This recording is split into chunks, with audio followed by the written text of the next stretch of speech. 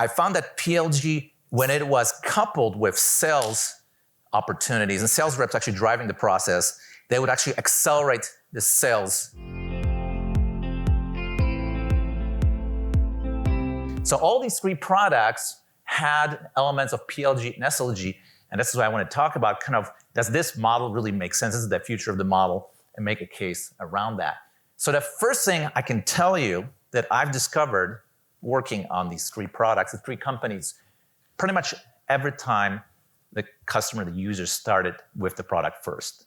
So that's the first observation I had. Then the other thing I noticed that if you, for example, look at the industry, ThoughtSpot is one of the vendors out there that introduced PLG into an SLG motion. They found, looking at their analytics, they closed 3 times as much in terms of deals and really cut down the time to close on those deals. So it's really interesting. And that actually taught me one thing as I reflect back on my career. Try to capture these nuggets of information and metrics, comparing before, after. It will help you make a case to advance whatever you're trying to propose at the company. Big companies like Slack and Datadog, they also made big advancements in growth in users through product-led growth motions. And even Gartner is starting to see that pretty much for even half the deals, it is the product that's leading the sale. You are even sometimes starting, buying, or using the product before you engage with sales specifically. And what's really interesting is that even Atlassian, which claimed that you don't even need SLG, eventually they bought the hired reps, and to get their products sold into larger accounts, they needed human interaction. So from both sides, whether I ended up starting with SLG, adding PLG to get the product in the hands of users because of the change in the way they experience buying, or vice versa, starting a PLG, eventually you want to close bigger deals, you would add SLG. So it ended up coming both directions all the time. So one of the things that really kind of interesting piece is what is the difference between those two? And what I found is that with PLG, a lot of times it's a smaller team-based type of sales versus larger and more complex sales that were with the sales reps. And that's kind of how the motions really started a lot of times. I honestly don't know why the fonts look so funny. Maybe one of the fonts is actually missing in the presentation. But one of the things that really I noticed, and this is something maybe you can ask also questions about your experience, is that I found that PLG, when it was coupled with sales opportunities and sales reps actually driving the process, they would actually accelerate the sales deals. And the reason why is a lot of times when the user experienced the product first, they already had an idea that their problem is being solved by the product. So you could skip a lot of that convincing that would take place in your conversations with clients, because they'll be really kind of bought in the idea that this could work for me. And so to really cut that down, it also would qualify a lot of the reps, because you could see whether they're engaging the product, they're using the product, and they're starting to get value out of it by looking at analytics from the PLG process. And therefore you can short circuit the conversation to where they saw the pains and what they were trying to do with the product and make it more relevant for them. So indeed, just like you saw with ThoughtSpot, I did see a tremendous improvement in the productivity of the sales teams. And so this is why that even if today you're starting out with just the SLG model, PLG could be interesting. The other question that a lot of times I've encountered is, do you do freemium and trials? And which one is good for you, or either one? And so a lot of times with freemium, for me, as I worked with these companies, it's been about trying to create these growth loops and engagement from the product to other users automatically through some sort of collaboration through content, or maybe two-sided marketplaces, or other ways where you essentially needed the users to interact with each other, and as they did, the product would spread.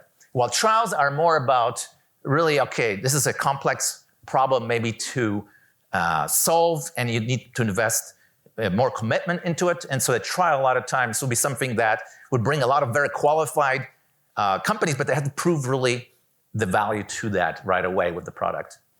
So these are kind of the two motions. A lot of times I ended up with freemium, but freemium is expensive to build, so it's okay to actually have a trial. So I guess the first question is, just so I get a level set, who in the room is maybe only using a sales-led motion? So we have a handful. Anybody only has a product-led growth motion? 1%. So not really as much PLG, sounds like just one. Anybody using both? Okay, this is pretty good. So actually that probably buys into the trend, what's actually happening out there. What was really interesting in the case of my experience of the different products is that Bitrise was built from PLG. We added SLG as we try to make bigger deals happen, as we try to grow the product between departments, across the organization, company-wide. And so sellers need to navigate the complexity of the sales. And vice versa, when we have let's say, turn it in, we added in that motion through the acquisition and actually enabled the bottom-up selling and becoming relevant with the stakeholders who are moving away from that sales engagement first, but wanted to try on their own. And that was necessary to kind of survive. So one of the things I want to share with you is my experience of how did I actually make those things work together. And it wasn't easy, and there was a lot of conflicts. One of the things, these are some mid-journey graphics there, I was experimenting. That's kind of how I felt like sometimes, so I had to kind of draw that out. There were many obstacles to overcome to even get the idea of PLG and SLG together. And some of them may be obvious, some are not, and I'd love to hear from you. But what I found were a couple of things. One is really cultural. So for example, even right now in Insight Software, I have sales teams being brought on board, and I have now this PLG product, and they don't understand, why do you give away the product?